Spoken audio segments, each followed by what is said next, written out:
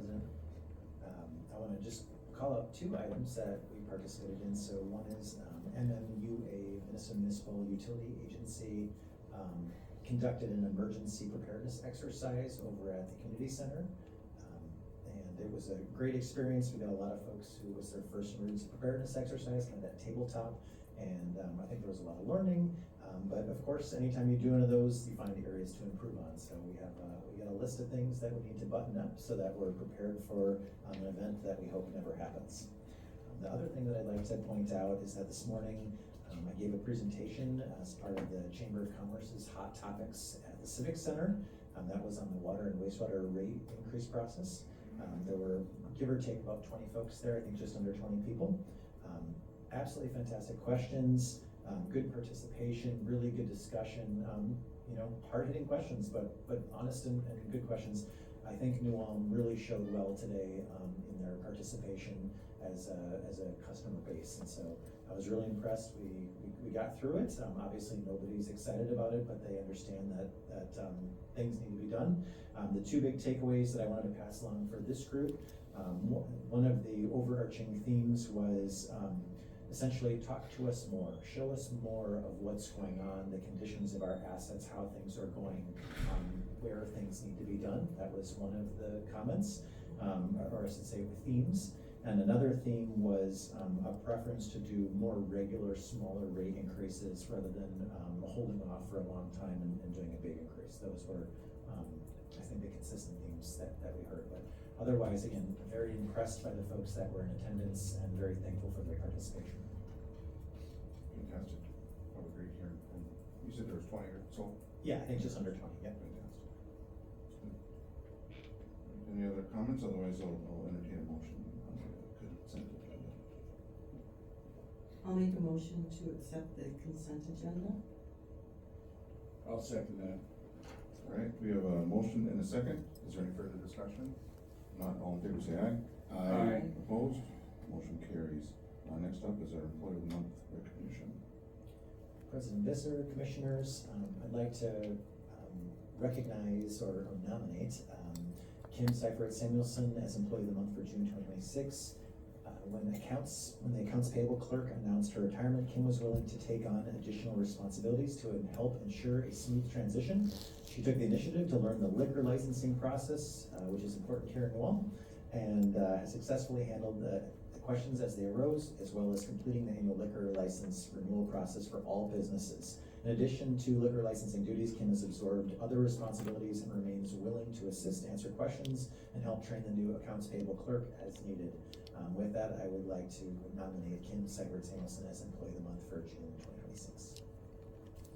I'll make a motion to recognize Kim Seifert Samuelson as Employee of the Month for June 2026. Commissioner Buchler. All right, we have a motion and a second. Is there any further discussion? All in favor, say aye. Aye. Opposed? Motion carries. Thank you very much, Kim, for your service. Now, Paul Belkey's years of service. Thank you, President Visser, Commissioners. I'd like to offer the attached resolution recognizing Paul Belkey's years of service. He's a boiler operator with a first class A license with the electric production department down in the power plant. Was with the utility for 5 years and sailing off into the sunset. I should read the resolution into the record. If I can grab it. Do you guys have a copy of it? Thank you.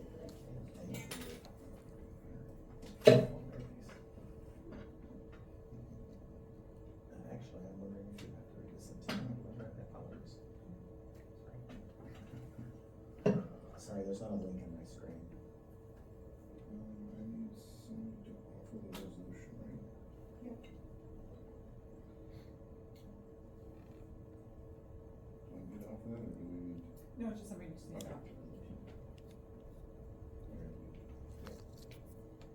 I will offer the resolution commending Paul Bilkey, boiler operator, first class A license for electric production department for just under 5 years of service with the New Ulm Public Utilities. I'll second that. All right, we have a motion and a second. Is there any further discussion? If not, all in favor say aye. Aye. Oh, a resolution, sorry. Oh, we need to offer the resolution.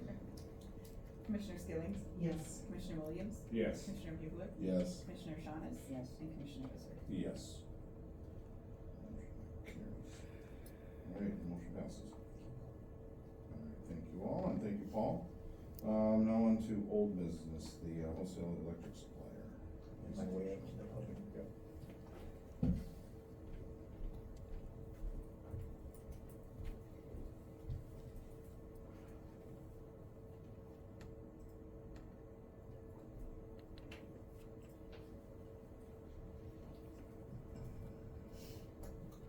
President Visser, Commissioners, this is some old business that was brought up, that began last year. And we're talking about the post-2029 wholesale electric supply request for proposal update. So a little bit of background.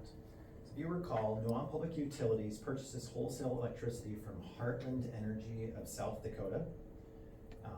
As a reminder, our power plant that we have only operates when called on by the regional electrical grid operator or during local emergencies. Otherwise, it remains in standby. So the power that we're receiving today, for example, is from that wholesale contract. It's a 20-year agreement and it expires on December 31st, 2029. Therefore, we need a new wholesale supply contract.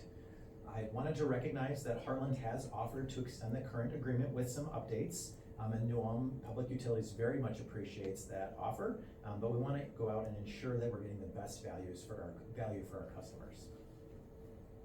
So as a part of doing that, we needed some expert guidance. The Public Utility Commission, this body, accepted a proposal from HDR Engineering for $168,000 for consulting services last August. HDR then subcontracted with a company called Energy and Environmental Economics, or E3 for short.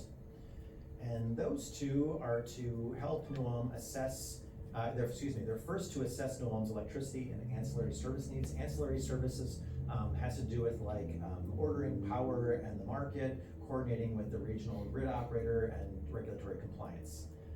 Developing a request for proposal to solicit applications for wholesale electricity, facilitate that RFP process, help us evaluate those proposals, and then finally present their findings and make a recommendation on who to enter power contract negotiations with to this body. So just a really quick timeline I'll step through here. From October to March, the New Ulm Public Utilities staff worked on developing that RFP. I kind of worked on the final copy of that when I first started, my first couple weeks. On January 30th, 2026, our consultant confirmed interest from potential bidders, and that was a really big benefit to New Ulm for that consultant to have industry experience and go out and use their contacts to just sort of drum up interest in participating. On April 3rd, that RFP was issued to 7 potential participants that expressed interest in January. On April 16th, we hosted a pre-bid webinar just to answer some questions before they submitted their applications. On May 15th was the deadline for the utility to respond to any applicant questions. On June 5th, those bids were due, those applications were due. And we also finalized the scoring matrix, so how we were gonna score those so that we weren't changing the scoring rubric after we received applications, just to make sure that everyone was scored consistently. On June 26th, we internally finished our non-cost scoring, so how complete the application was, what was in it, etc. On the 21st, just here a week ago, we reviewed cost projections and preliminary scoring. Obviously, I'm giving this presentation right now, and I understand it's probably July 28th and not July 27th, my mistake.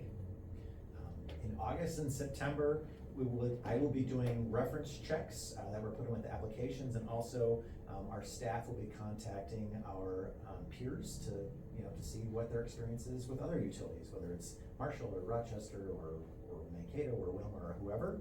And then we'll also be conducting individual meetings with applicants to go over some final Q&A as needed.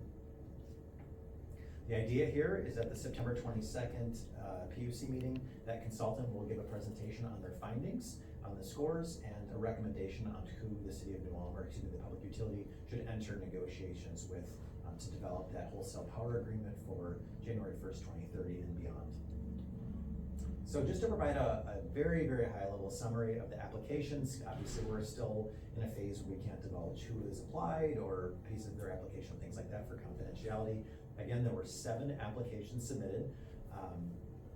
I think our initial goal was to figure out who's out there, what other deals are out on the table, who could we work with, and I think from that aspect it was successful. We had a diversity of applicants, there's joint action agencies, there's energy brokers or energy developers that applied, so we had a nice mix there. And then of course we had a wide diversity of proposals, and what that means are things like, do they offer fixed pricing where the price remains the same with some annual escalator, or do you do pass-through pricing where New Ulm pays whatever the market price is essentially, and everything in between. There were different electricity purchasing strategies, whether you buy blocks of power by season and time of day, or whether it's load following, meaning they provide whatever you need on a daily and hourly basis. There's that joint action agency membership. Some required or requested membership in their agency. Some didn't. There were different contract lengths between 10 and 40 years. We let applicants know that all applications would be evaluated at 10 years, just from apples to apples sense. Then there's how they comply with Minnesota's renewable energy standards. There's different ways that they comply, whether they buy renewable energy certificates on the open market, whether they generate them themselves, etc. How they treat New Ulm's power plant. So New Ulm's power plant has a capacity of 72 megawatts. New Ulm itself needs to hold back about 45 megawatts, but the other difference can be marketed on the open market. They can purchase it from themselves for their own portfolios if they have other parties that need it. There's a lot of different treatments of that. And then lastly, there's those ancillary services. So power scheduling with the grid operator, billing for those wholesale power, regulatory compliance, etc. Some offer a pretty minimal amount of ancillary services, and some have all the things that you could think of, energy efficiency programs, economic development grants, etc. So there's a big difference in the packages that these folks offer. When it comes to scoring, this is our scoring weight that we ended up on, 40% for cost projections, 15% for the risk sharing, how much risk they take on versus how much New Ulm Public Utilities takes on, and the terms, 15% for that ancillary services package, what are they offering, 10% for renewable energy standard or renewable energy certificate compliance, 10% for their application completeness and accuracy. So we asked for them to do a lot of things in their application. Did they do it or not? And lastly, 10% for the treatment of New Ulm's generation. So how are they treating that? Are they wanting to buy the rights to it? Are they wanting to lease the rights to it? How much are they offering, et cetera, et cetera. So one of the things that I want to call out here is that New Ulm's current agreement, as I just mentioned, is 20 years. A lot changes in 20 years, and there's a lot that we can't project. And so a lot of this is about is your strategy to navigate the unknowns. So I'll just walk through some of those. So one of the things that I don't think people realize is that when we talk about the electricity grid, the United States is broken up into separate grids that have interconnections, but they're largely separate grids. New Ulm is in the Mid-Continent Independent System Operator Grid, or MISO. A number of years back, you maybe remember in the news that the Texas electricity grid failed. That was it's called ERCOT, Energy Reliability Something Council of Texas, I think is what it is. That's what their grid is. Out west, they have CAL-ISO. So there's different of these sub-regional electricity grids. We are in MISO. MISO requires you to set aside a certain amount of electricity generating capacity for spikes in electricity use, for example, in the last couple of days when it's crazy hot. So you have to have a certain amount of reserve on top of whatever you're planning to do. Then they do a loss of load analysis. So for example, if you have a horrible winter storm, is your power plant able to produce what you say you're going to produce? If you have a solar field that you're putting onto the grid, does that produce what you say it's going to produce on a cloudy day, or do you have battery backup or whatever? And then of course there's seasonal accredited capacity, and that's how much they say your power plant that you're contributing to the grid is worth this much. Those numbers change with some frequency. So knowing how much you need to buy above and beyond what your actual wholesale needs are is a moving target. Knowing how much value our power plant has on the open market is a moving target. And that kind of gets to the second bit of the future market value of our generation capacity. 15 years ago, that power plant's generation capacity provides a lot of value to the city of New Ulm by being the ultimate backup, locally speaking. On the open market, it didn't have as much generation because there was electrical generation capacity was oversupplied. With data centers and the closure of coal plants, there's now a much narrower margin between electricity demand and electricity supply. So having our capacity is very valuable to some folks who need to be able to say they have generation capacity. So the question is, how long will that favorable pricing last? 5 years, 10 years, 15 years? Will it ever go away? We don't know. Then of course we have the price and transferability of those, they're called RECs, Renewable Energy Certificates. So the idea here is, if you look down on the bottom right, that's the timeline for 100% clean energy in Minnesota by 2030, 80% free carbon-free for public utilities, 90% by 2035, and 100% by 2040. So right now, New Ulm's primary electricity source comes from coal and wind. In order to comply with this, New Ulm has to purchase these renewable energy certificates from a renewable energy provider to offset the carbon output of that coal generation. As the amount of carbon-free electricity generation increases, you have to buy more of those RECs or generate those RECs yourself by having a solar field or a wind farm or whatever. As you can imagine, everybody's going to want those, so the price is likely going to go up. How much will the price go up? We don't know. So if you look at a proposal that generates a lot of RECs on their own, let's say the price of that portfolio is a little bit higher, but they generate their own renewable energy certificates. And you look at another proposal that maybe they have a cheaper cost today, but they don't generate a lot of their own RECs. Well, the future price of renewable energy certificates determines whether one is a good deal over the other, right? So how do you know that? If any of you has a crystal ball, I would really, really love to use it. Then of course you have the cost of the renewable energy transition, particularly coal retirement and battery energy storage systems. They're called BESS. So you see these shipping containers full of batteries that some utilities have near substations. That's battery energy storage systems. As those become cheaper, energy becomes cheaper. So how fast will those become cheaper? We don't know. And then of course there's coal-fired power plant regulations and remediation. Again, New Ulm is partnered with Heartland. Heartland has a coal plant down in Nebraska. There's regulations proposed for reducing mercury emissions, for dealing with coal ash in ponds and containing that. There's groundwater pollution remediation. There's all kinds of costs. Under the current federal administration, many of those rules are postponed or paused. Will the next federal administration restart those rules and those costs will increase? We don't know. Again, if you have a crystal ball.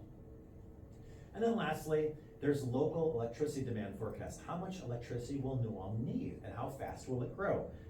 If we bring in a large user like a data center, there's behind the meter generation, and that's really solar on people's homes, for example. There's electrification timing. So how fast will people pick up heat pumps? How fast will they adopt electric cars? Those sorts of things. That changes the demand for electricity and the timing of that electricity use. And then there's demand response capability. So right now, we don't have those smart meters in New Ulm that are able to bill by the 15-minute increment. At some point, New Ulm will get that capability, and we will bill appropriately to where the highest demand, highest costs will be charged accordingly. That's a number of years away, but that's the direction the industry is headed, and all the large suppliers are there already. How will we implement that? Will we have a very soft demand response, or will we have a very strong demand response? That's up to future PUC commissions, for example. And then of course there's data center electricity demand growth and cost recovery. So whether a data center locates in New Ulm or not, if they locate in an area where one of those joint action agencies, let's say we join a joint action agency that serves power to, I'm just making this up, to Fairmont, and a data center locates in Fairmont, and all of a sudden that power company has to spend a lot of money to serve that data center. Well, does the data center in Fairmont have to pay that, or do they spread it across all of their customers, including us? Again, I'm just making that up, but that's an example. So you can see that there are a significant number of unknowns that nobody could possibly say they know the answer to. The key here for public utility staff, and with the help of our consultant, is figuring out how to choose the right energy supplier with the right contract to limit as much of that risk as possible for all of these unknowns. Ask me again in 20 years how we did, but right now, we're trying to understand which direction the wind is blowing, read the tea leaves, all those different sorts of phrases. So what are the next steps?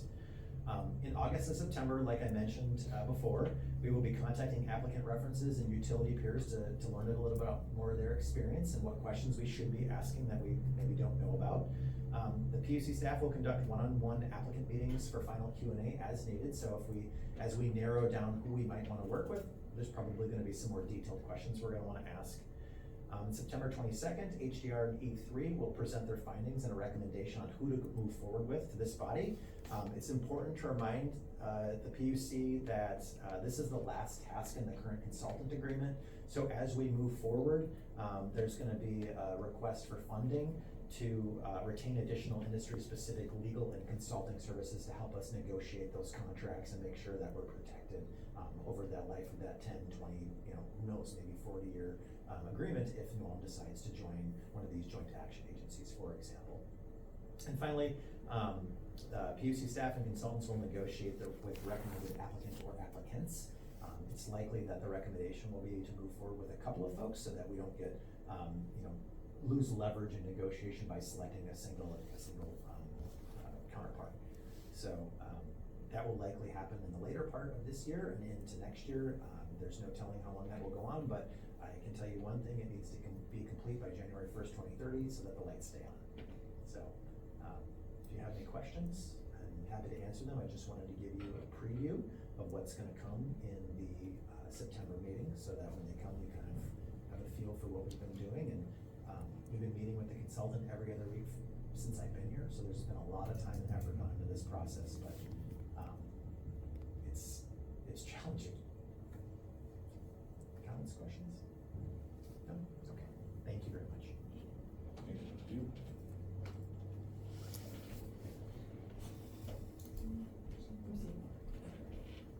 I'll entertain a motion to receive and order file the presentation.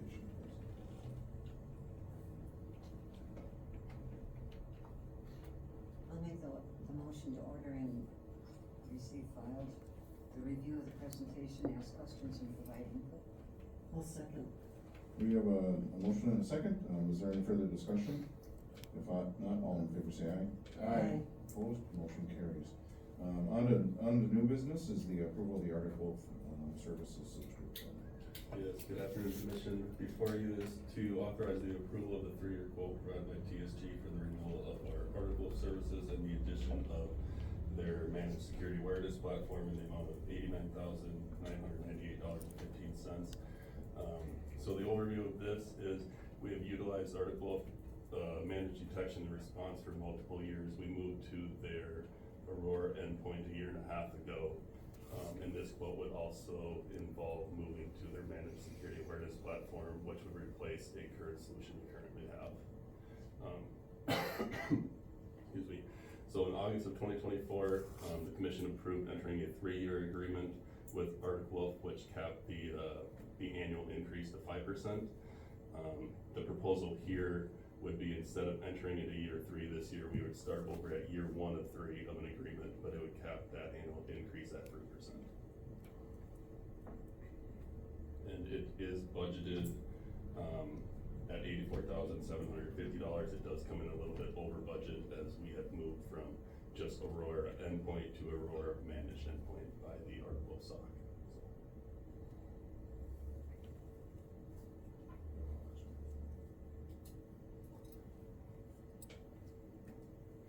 I'll make a motion to authorize the approval of the 3-year quote provided by TSG Server and Storage Inc. for the renewal of Arctic Wolf Services, MDR Aurora Managed Endpoint, and the addition of managed security awareness in the amount of $89,998.15. I'll second that. All right, we have a motion and a second. Is there any further discussion? If not, all in favor say aye. Aye. Opposed, motion carries. Next up is research. Thank you.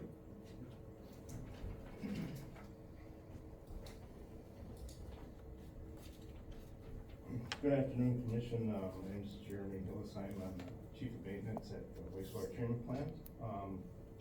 We are looking to purchase a spare recirculation pump for our biological phosphorus removal process. The pump that's currently in there runs 24/7. It's been installed since 2010.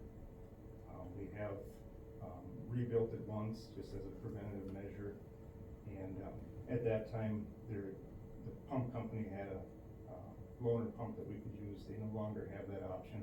So we thought, it might be best to purchase a spare pump so that, when we needed to do maintenance, we could swap them out and keep the process running. It doesn't take us long to lose our treatment if we lose that pump, and, we just thought this would be a good idea.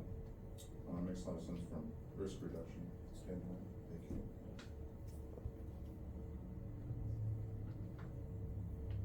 I'll make a motion to authorize the city manager to accept the quote from Electric Pump LLC in the amount of $59,693 to purchase a backup recirculation pump. Second. All right, we have a motion and a second. Is there any further discussion? All in favor, say aye. Aye. Opposed, motion carries. Next up is the portable generator. Yeah, so the next item we're looking to purchase would be a portable generator, that we would be able to, take around to our outlying lift stations in the event of an extended outage, power outage, or, possibly some some maintenance.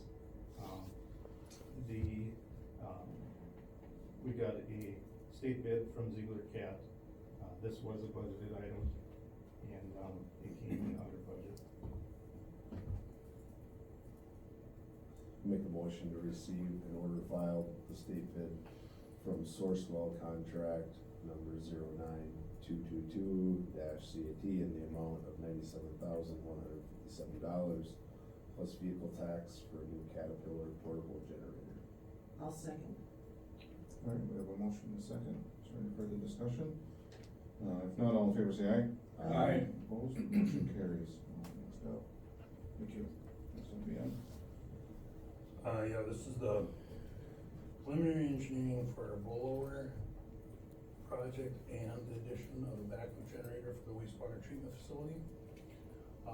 We've currently have 4 blowers out there, 2 of them are original plant in 1974. The other 2 were installed new in 2010, but of course those are 16 years old, and those have been the workhorses for the last 16 years.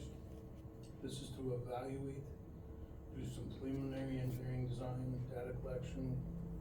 I put a whole list of the different services we're doing. But the big key here is we're moving this ahead. This was in the budget for next year at the start. But to meet the deadline, to get on the project priority list, we need preliminary engineering plans and specs done before March. And that will allow us to alternate funding. Alternate funding could be low interest loans, possibly grants. We're gonna look for anything we can get. But the key is you gotta be on that list before you're even eligible for any of that mechanisms. So this is the work to understand replace the 1974 blowers, is that correct? We're gonna evaluate and potentially how everything works out. We may revisit the ones in 2010 too. Okay. Or if they will be moved to more of a backup role or what. That's part of the The report or the. preliminary design is kind of what's the most cost effective way we're gonna do this project for the long-term health of the facility. If I may, and getting on that project priority list is very important. The total cost of this work may be in the range of $5 to $10 million, which is gonna very likely require some sort of loan. And so getting a low interest loan for work like this is really important. So that's one of the reasons why we wanna be ready to go in time for that March application deadline. So if we miss that, would it go all the way to The following year. following year? That's right. Might make it more expensive with that. Yeah, it never stops getting more expensive.